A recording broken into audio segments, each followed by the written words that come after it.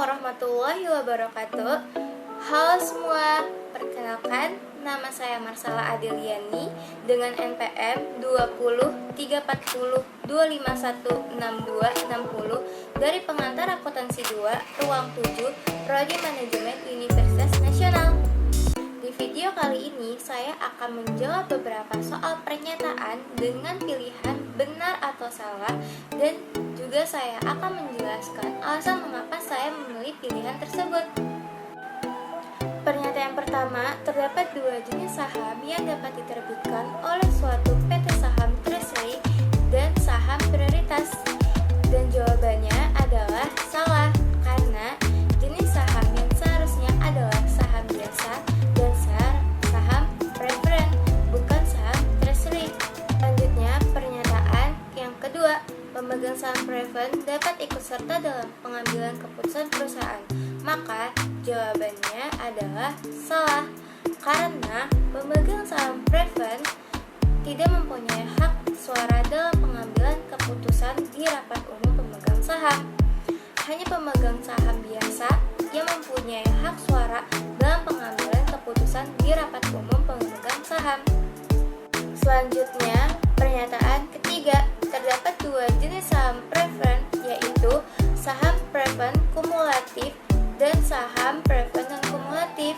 Dan jawabannya adalah salah, karena jenis dari saham preference itu ada 5 jenis, bukan 2 jenis. Jadi, jika dikatakan saham preference terbagi 2 jenis, yaitu kumulatif dan non-kumulatif, itu salah, karena itu termasuk sifat dari saham preference, bukan dari jenis saham preference. Selanjutnya, pernyataan keempat, jika dilihat dari nilai yang ditetapkan suatu saham, terdapat 3 jenis saham. Dan jawabannya adalah benar, karena jenis saham dapat dilihat dari nilai yang sudah ditentukan oleh saham tersebut, yang jenis sahamnya terdiri dari pertama, saham dengan nilai nominal. Di surat saham ditulis nilai nominalnya. Yang kedua, saham dengan nilai ditetapkan. Di dalam surat saham tidak ditulis nilai nominalnya, namun perusahaan menetapkan nilainya. Yang ketiga, saham tanpa nilai nominal dan nilai yang ditetapkan. Selanjutnya, pernyataan kelima, saham dengan nilai ditetapkan. Saham dengan surat saham ditetapkan nilai nominalnya. Dan jawabannya adalah benar, karena nilai saham sudah ditetapkan, tetapi nilai di dalam surat saham tidak ditulis nilai nominalnya, namun perusahaan menetapkan nilainya. Pernyataan yang ke-6, untuk saham yang bernilai nominal atau nilai ditetapkan, akuntansinya sama, yaitu rekening modal.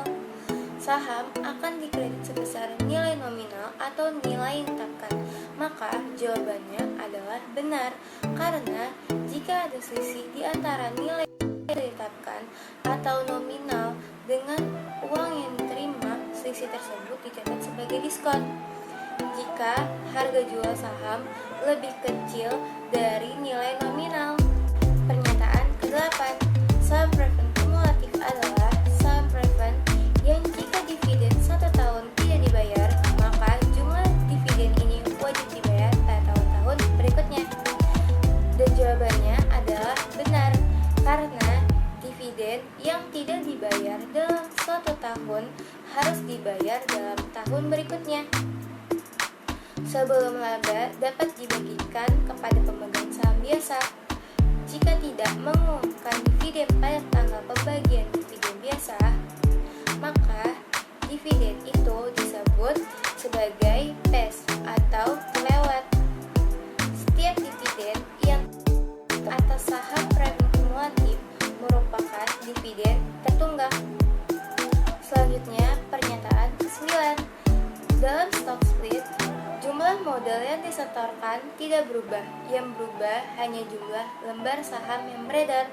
Maka jawabannya adalah benar, karena pemecahan saham atau stock split merupakan tindakan menurunkan nilai nominal dari saham biasa dengan mengeluarkan tambahan lembar saham secara sebanding. Jadi, dalam stock split, jumlah modal yang disetorkan tidak berubah. Yang berubah hanya jumlah lembar saham yang beredar, sehingga tidak perlu dibuat e-journalnya. Sebagai contoh, misalkan kita adalah pemegang saham PTZ dan memiliki 200 lembar saham. Maka setelah stock split tersebut, kita akan memiliki 400 lembar saham. Tetapi nilai total saham kita tidak berubah. Selanjutnya, pernyataan ke-10. Apabila terjadi stock split, maka harus dibuat e-journalnya. Dan jawabannya adalah salah, karena jika jumlah modal yang disetor tidak berubah dan yang berubah hanya jumlah lembar saham yang beredar, maka dari itu tidak perlu dibuat e-journalnya. Sekian jawaban dan penjelasan soal pernyataan ini, dan jika ada kesalahan dari jawaban atau penjelasan di soal tersebut, mohon dimaafkan. Wassalamualaikum warahmatullahi wabarakatuh.